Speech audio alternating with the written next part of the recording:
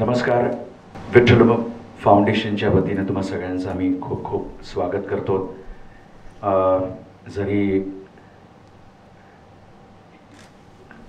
आपली सगळी आमची जवळची मंडळी असली तरी तुम्ही पत्रकार मंडळी आहात आणि खूप आनंद होतोय की पुन्हा एकदा यावर्षी आपण लोकशाहीर विठ्ठल यांना जाऊन 15 वर्ष झाली आणि 15वा लोकशाहीर विठ्ठल स्मृती संगीत समारोह आपण यावेळी देखील आपण करत आहोत आणि त्यामध्ये विठ्ठल फाउंडेशनच्या वतीने मृदगंध पुरस्कार याची देखील आपण नावांची घोषणा करणार आहोत आणि त्याचबरोबर आपण सांगीतिक जी मानवंदना विठ्ठल दिली जाते बाबांना त्याची पण नावं आणि ते कोण करणार म्हणून पण आपण घोषित करणार. पण सर्वप्रथम थोडं फाउंडेशनबद्दल आपल्या सगळ्यांना थोडीशी माहिती माझी मिसेस सरिता आणि ट्रस्टी फाउंडेशनचं ती थोडं सांगेल आणि मग आपण नावांकडे येऊ. पण सर्वप्रथम बाबांनी जे कार्य हाती घेतलं ते शेवटच्या श्वासापर्यंत त्याने केलं. म्हणजे श्वासापर्यंत जाईपर्यंत पायात चाळ बांधून अंगामध्ये तो अंगरखा घालून त्या रंगमंचाशी, त्या विचारमंचाशी, त्या व्यासपीठाशी कायम एक निष्ठेने काम करणारा माझा बाबा, जो आमचा फार कमी पण महाराष्ट्राचा जास्त होता आणि या भारताचा म्हणून एक कलाकार म्हणून स्वतःला तो संबोधित करायचा आणि म्हणायचा की जाईन तर मी रंगमंचावर जाईन आणि ते मरणही तसंच त्यांना आलं. आणि 26 नोव्हेंबर 2010 ते आपल्याला सोडून गेले आणि तोच दिवस 26 नोव्हेंबर 2010 ची जी संध्याकाळ होती ती संध्याकाळ त्यांच्या जाण्याने ती सांगीतिक संध्याकाळ थांबली. तो कार्यक्रम पूर्ण झाला नाही. बाबा सुरुवात करून दिली पण तो कार्यक्रम संपायच्या आत त्याने एक्झिट घेतली. पण आमचा असा मानस आहे किंवा माझ्या डोक्यात असं आलं की ती सांगीतिक मानवंदना जो सांगीतिक प्रवास त्याने सुरू केला होता त्याच्या आयुष्यात आणि तो संपताना पण सांगीतिक प्रवास घेऊन गेला, पण तो इथे रंगमंचावर थांबलेला प्रवास त्याच्याच दिवशी तो सांगीतिक प्रवास चालू राहावा म्हणून सांगीतिक कार्यक्रम त्याला मानवंदना देणारा आणि त्याच्या नावाचा जो काय म्हणूया आपण जो एक मातीचा सुगंध घेऊन जो आलेला माणूस आहे या मराठी मातीतला आणि अभिमान वाटावा असा तो दिल्लीत जरी गेला तरी सांगायचं मैं महाराष्ट्र का लोक कलावंत हूँ आणि अरे अच्छा महाराष्ट्र के हैं, वाह वाह वाह वाह, तर मैं कहाँ से आ रहा है म्हणून. कारण बाबा आमचा असा फार सुंदर असा काळा असा उभा असा रांगडा गडी, त्याच्यामुळे त्यांना वाटायचं ये साउथ से कोई है. अच्छा आप साउथ से? नहीं नहीं मैं महाराष्ट्र. अच्छा ये आप महाराष्ट्र से हैं? अच्छा महाराष्ट्र से कहाँ से हैं? आणि जेव्हा बाबांना सांगायचं तेव्हा त्यांना खूप अभिमान वाटायचा आणि बाबाचीही मान खूप उंच व्हायची की हे बोलताना. तर असा बाबा होता आणि असा त्याच्या नावासारखे अनेक आपल्याकडे महाराष्ट्रात खूप कलावंत आहेत.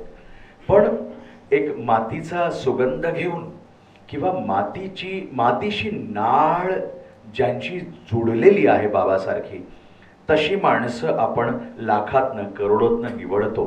कारण आपल्याला शक्य होत नाही की लाखो लोकांना किंवा हजारो किंवा अनगिनत लोकांना एकाच वेळी पुरस्कार देणं. तर ही निवड आपण करत असतो. तर ही निवड करताना फार आम्हाला सांभाळून निवड करावी लागते. कारण मागच्या वर्षी जरा थोडीशी वेगळी नव्हती, लोकांना काही वेगळी वाटली असेल, पण आमच्या दृष्टीने तो एक कलाकार असतो, आमच्या दृष्टीने तो एक पत्रकार असतो, आमच्या दृष्टीने तो एक साहित्यिक असतो. कारण बाबा हे सगळ्या गोष्टींशी बाबांशी नाळ जोडलेली होती. कुठल्या एका पर्टिक्युलर जात जमात पंथ किंवा झेंडा नव्हता. तर त्याचा एकच अजेंडा होता आणि तो म्हणजे महाराष्ट्राशी प्रामाणिक राहणे आणि आपली कला जोपासणे. तर या कलेच्या माध्यमातून आपण विविध क्षेत्रातल्या मंडळींना पुरस्कार देतो. तर हा पुरस्कार मी आता घोषित करणारच आहे. त्या बाबाच्या नावाचे म्हणजे अनेक नावं आहेत. म्हणजे कला, क्रीडा, सांस्कृतिक आणि या क्षेत्रामधली जी मंडळी आहेत, साहित्यिक क्षेत्रातली मंडळी आहेत, त्यांना आपण गायक मंडळी आहेत, अभिनेते, तो आपण पुरस्कार मी जाहीर करणारच आहे. पण तत्पूर्वी आमच्या फाउंडेशनने बाबा गेल्यानंतर ते कसं कसं उभं राहिलं, कोणाकोणाला आम्ही मदत केली आणि त्याचे कोण कोण अध्यक्ष ट्रस्टी आहेत, तर माझे मिसेस 1-2 मिनटात या फाउंडेशनबद्दल सांगेल, जेणेकरून या दुनियेला, कारण आमच्या मागे कोणी नाही आहेत, आमच्या मागे न पैसा आहे, न कोणी फाउंडेशनला पैसा देणार आहे, न उभं राहणार आहे.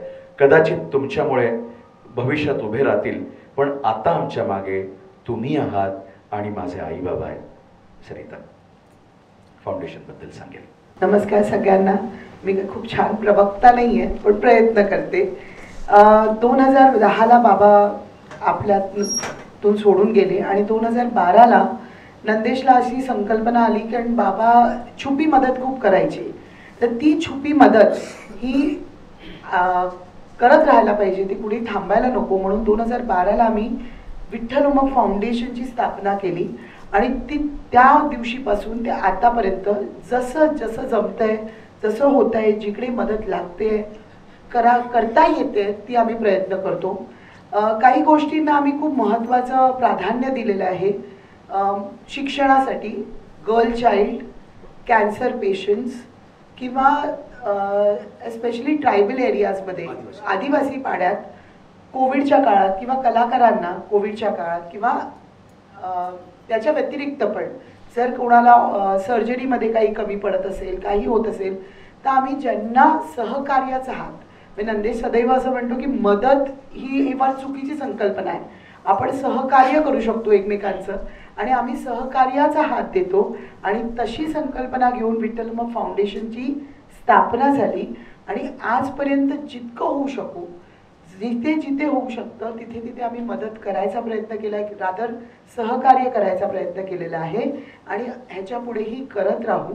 आणि हेच आमचं ध्येय आहे. नंदेश अध्यक्ष आहे, मी ट्रस्टी आहे आणि राजन गावंजी अजून एक ट्रस्टी आहेत. असं आमचं एक छोटा एक सर्कल आणि मग बाकीचे आमचे मान्यवर आहेत, ज्यांच्याकडनं आम्ही जशी वेळ मिळेल तसं आम्ही त्यांच्याकडनं विचार विनिमय करत राहतो.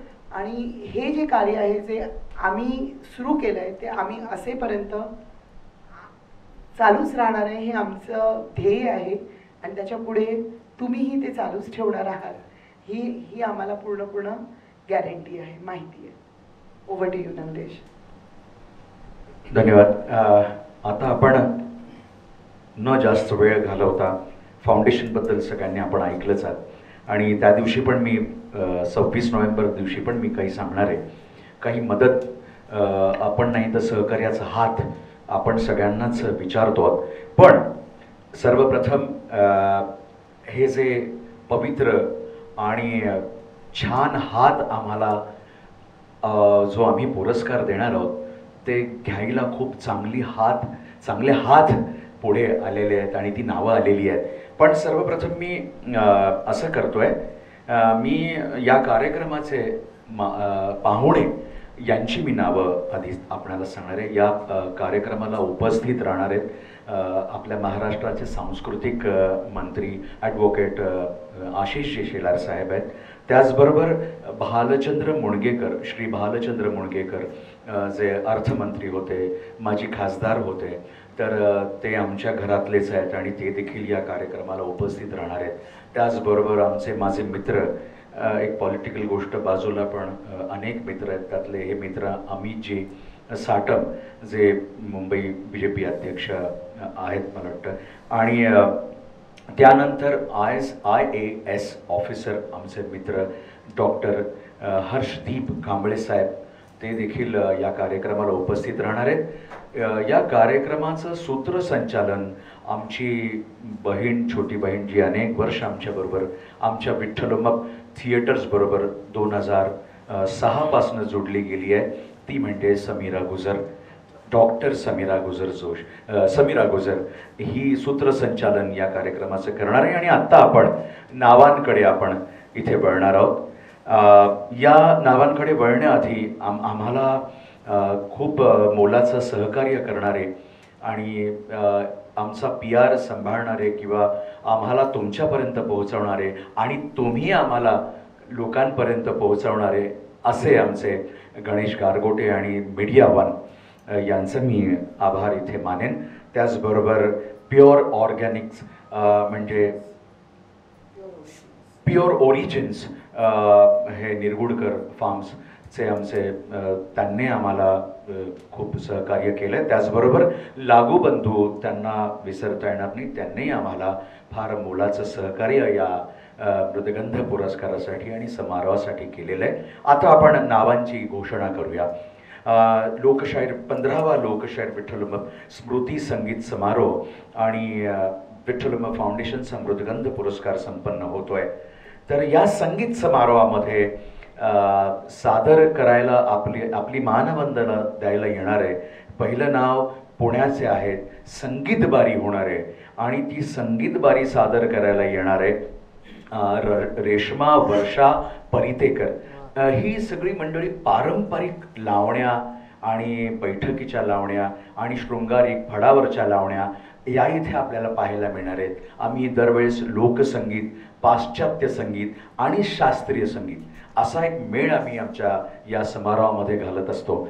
तर रेश्मा आमची बहीण यावेळेस येते आणि एक खूप मोठं नाव आपल्या महाराष्ट्रातलं नव्हे, ते पुण्याला जरी राहत असले ते भारताचे नाही तर ते अख्ख्या जगाचे झालेले आहेत.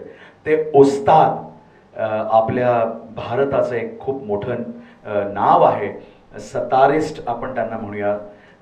उस्ताद शाहिद परवेज खान साहेब यांची इथे वर्णी लागणार आहे आणि त्यांचा सतार आमच्या या संगीत समारोहामध्ये वाजणार आहे आणि आम्ही ते खूप वाट पाहतो. खूप मोठा माणूस आहे, खूप मोठी व्यक्ती आहे आणि त्यांना आम्ही जेव्हा बाबांसाठी तुम्ही यायला पाहिजे तेव्हा त्यांनी शोधलं की ये कौन आदमी है, कौन नाम है आणि त्यांना खूप आनंद झाला आणि फार म्हणजे त्यांची फीस खूप असते पण आपल्यासाठी मी सांगायला हरकत नाही.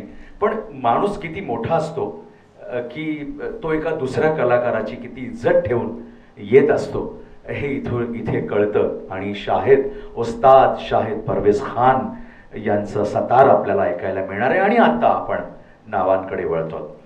तर पहिलं नाव आपल्या सगळ्यांचं खूप सुपरिचित आहे, जो खूप नवा चेहरा होता या इंडस्ट्रीमध्ये आणि तो नवा चेहरा आता खूप लोकांची प्रेरणा झालेला आहे, खूप नव्या मंडळींची प्रेरणा झालेला आहे आणि ते नाव नवोन्मेष प्रतिभा म्हणून, यंदाचे नवोन्मेष प्रतिभा म्हणून जे नाव पुढे येत आहे ते आहे रिंकू राजगुरू, म्हणजे आपल्या सैराटची आरची. तिला आम्ही नवोन्मेष प्रतिभा म्हणून यावेळेस तिची निवड झालेली आहे. त्याचबरोबर आपण दिग्दर्शक म्हणून, आणि प्रथितयश दिग्दर्शक आहे, स्क्रिप्ट रायटर आहे, काय म्हणूया निर्माता आहे, असा हर हुन्नरी आमचा मित्र आणि या इंडस्ट्रीमध्ये एक वेगळी ओळख, हरिश्चंद्राची फॅक्टरीपासून आपल्या सगळ्यांना परिचित असलेले ते आत्तापर्यंतचे म्हणजे नाच गं घुमा या चित्रपटामध्ये आपलं नाणं, खणखणीत नाणं सांगणारे आणि वाजवणारे आमचे मित्र परेश मोकाशी यांना दिग्दर्शक म्हणून यंदाचा हा मृदगंध पुरस्कार जाहीर झालेला आहे. त्याचबरोबर त्यांची धर्मपत्नी मधुगंधा कुलकर्णी, ती उत्तम लेखिका आहे, दिग्दर्शिका आहे आणि निर्माती आहे, आपल्या सगळ्यांना ठाऊक आहे. तिला देखील या 2 जोडगोळीला आम्ही नेहमी, मला वाटतं एक 4-5 वर्षापासून आम्ही असं केलंय की दाम्पत्य पुरस्कार आपण सुरू करायचा, जे त्याच क्षेत्रातली मंडळी आहेत आणि महाराष्ट्रासाठी आणि आपल्या इंडियन सिनेमासाठी फार मोलाचं योगदान देत आहेत किंवा साहित्य क्षेत्रातली पण येऊ शकतात पुढे मागे, मला माहीत नाही, कदाचित संगीत क्षेत्रातली पण जोडी येऊ शकते, पण या क्षेत्राशी निगडीत असलेली जोडी, तर ही जोडी यंदाची आहे. आणि त्याचबरोबर एक आमचा मित्र आहे ज्याने शिल्पकला, चित्रकला, ज्याने जे स्कूल ऑफ आर्ट्समध्ये त्याने प्रावीण्य मिळवलं आहे आपण जर GW मेरिएट पुणेमध्ये गेला असेल तर वरती आपल्याला जे चक्र दिसत आहेत ते त्याने केलेली आहेत. त्यानंतर आमच्या माजिवड्यामध्ये जे दगडांचं जे जे शिल्प साकारलंय, मध्ये मला वाटतं एक चौक आहे आणि त्या चौकात तर ते त्याने केलेलं आहे. मी नाव पुढे सांगतो. त्याचबरोबर आपण जे आता वास्तूत उभे आहोत रवींद्र नाट्य मंदिरात, तर त्या रवींद्र नाट्य मंदिराच्या कोपऱ्यात तिथे एक छोटंसं व्यासपीठ आहे, ओपन थिएटर आहे. त्याच्या बाजूला आपण जर तिसरी घंटा बघत असू आणि जर श्रीफळ बघत असू, ज्यानं केलंय, ज्यानं साकारलंय, तो या महाराष्ट्राचा एक नवा चेहरा आणि एक नवा काय म्हणूया एक शिल्पकार म्हणून त्याची ख्याती आता होती आहे. तशा एक दुर्मिळ आम्ही यंदा एक थोडंसं वेगळं नाव काढलं. एक शिल्प नाही, असं चित्रकार शिल्पकार असं नव्हतं यंदा आत्तापर्यंत. तर ते नाव आहे प्रदीप शिंदे. माननीय श्री प्रदीप शिंदे यांचं हे नाव आहे. आणि त्याचबरोबर आपल्या सगळ्यांचा एक म्हणूया ना आपण, तुम्हाला पटकन मी नाव तुम्हाला आठवेल, जो तुमच्या आधी पण लोकांच्या घरात पोहोचतो, म्हणजे तुमची बातमी जाण्याआधी त्याची बातमी जाते, असा आमचा लाडका, आपल्या सगळ्यांचा लाडका जयवंत दादा वाडकर याला अभिनेता म्हणून आम्ही, कारण त्याची कारकीर्द खूप मोठी आहे. त्याचं काम नेटफ्लिक्सपासून, थिएटरपासून, हिंदी सिनेमापासून, पाश्चात्य सिनेमापासून, म्हणजे पाश्चात्य रिजनल सिनेमापासून मराठी या सगळ्या कलाक्षेत्रात मला असं जवळजवळ 40 वर्ष जो काम करतोय, तो आमचा जरी जवळचा, आपल्या सगळ्यांचा जरी जवळचा असला तरी मृदगंध पुरस्कारासाठी आपण हे नाव काढलंच पाहिजे. म्हणून यंदाचा अभिनेता म्हणून श्री जयवंत वाडकर यांना मृदगंध पुरस्कार 2025 आम्ही प्रदान करणार आहोत. आणि त्याचबरोबर आता आपण जीवन गौरव लोककला क्षेत्र, मग आपण जीवन गौरवकडे येऊ. लोककला क्षेत्र हे लोककला हे नाव असतंच, कारण बाबाशी जोडलेलं हे आहे. आणि लोककला एक पुरस्कार असतोच, तो बदलत नाही. इतर कला क्षेत्रातले बदलतील किंवा स्पोर्ट्समधले बदलतील, पण लोककला क्षेत्रातलं हे तसंच असतं. आणि तो यंदाचा लोककला पुरस्कार जे डिलीट आहेत, ज्यांना DY पाटील यांची डिलीट मिळाली आहे शाहिरीमध्ये, जे अनेक वर्ष, जवळजवळ 8-10 वर्ष सांस्कृतिक खात्यामध्ये निवड समितीवर होते, असे आमच्या सगळ्यांचे खूप जवळचे आणि शाहिरीमध्ये एक आत्ताच एक खूप मोठं नाव, जे उत्तम शाहिरी लिहिणारे, शाहीर तो जो लिहितो आणि गातो त्याला शाहीर म्हटलं जातं. आणि असं उत्तम नाव या महाराष्ट्राचं कोल्हापूरमध्ये जे स्थायिक आहेत आणि महाराष्ट्रात काम करणारे आमचे राजेंद्र राऊत, म्हणजे आमचे श्री राजू राऊत दादा, यांना लोककलेचा शाहिरीमधला हा पुरस्कार यंदा आम्ही मृदगंध पुरस्कार घोषित होतोय. आणि आता आपण जीवन गौरव हा कोणाला, मृदगंध पुरस्कार सगळ्यांचीच उत्सुकता असते. आणि ते नाव म्हणजे मराठी असेल, उर्दू असेल, मराठी उर्दू असेल, या सगळ्यामध्ये गेली 50 वर्ष प्रदीर्घ ज्यांची कारकीर्द राहिलेली आहे, ज्यांनी मराठी गझल फक्त महाराष्ट्रात नव्हे, भारतात नव्हे, तर ती जगाच्या पाठीवर रुजवली, वाढवली. आणि प्रत्येकाच्या ओठावर ज्यांची गझल आली नाही असा मराठी माणूस नाही. आणि अशी मराठी गझल 7 समुद्रा पलीकडे पोहोचवणारे, म्हणजे अंदाज आरशाचा वाटे खरा असावा, बहुतेक माणसाचा तो चेहरा असावा, असे सांगणारे आणि सगळ्यांचे आवडते आणि आमच्या सगळ्यांचे लाडके, आम्ही त्यांना बघून गझल पण शिकलो, गातो थोडं बहुत, ते आमचे श्री भीमराव पांचाळे साहेब. त्यांना यंदाचा मृदगंध जीवन गौरव पुरस्कार प्रदान करण्यात येणार आहे. आणि हा सोहळा 26 नोव्हेंबर संध्याकाळी 6 वाजता, 26 नोव्हेंबर 2025 संध्याकाळी 6 वाजता रवींद्र नाट्य मंदिर इथे संपन्न होणार आहे. आणि आपण सगळी मंडळी, आपण सगळ्यांनी, आणि हा कार्यक्रम विनामूल्य आहे. हा विनामूल्य. मला अनेक म्हणतात की तुमचा खर्च खूप आहे, तर तुम्ही तिकीट का लावत नाही? तर आम्ही म्हणालो की हे स्मृतिदिन आहे आणि बाबाची आठवण म्हणून आम्ही हा कार्यक्रम करत असतो. तो विनामूल्य सगळ्यांसाठी असतो आणि प्रचंड गर्दी होत असते. तर आपल्याला जर लवकर यायचं असेल आणि आपली सीट जर रिझर्व करायची असेल तर येऊ शकता. हा कार्यक्रम विनामूल्य अख्ख्या महाराष्ट्रासाठी. अमेरिकेतले पण येत असतील तर त्यांनाही मी बोलवू शकतो. आपण नक्की या. आणि आपण सगळे पत्रकार दरवेळेस म्हणजे बाबापासून आपण सगळे भरभरून लिहित आलात. म्हणजे मी पत्रकारांचा खूप मी ऋणी आहे. बाबा गेल्यानंतर असा एकही पत्रकार, एकही म्हणजे गल्लीपासून ते दिल्लीपर्यंतचा पत्रकार सगळ्यांनी बाबांसाठी भरभरून लिहिलं आणि तुम्ही आमच्यासाठी नेहमी उभे असता. तर मी यंदाही आपल्या सगळ्यांचा खूप आभारी आहे.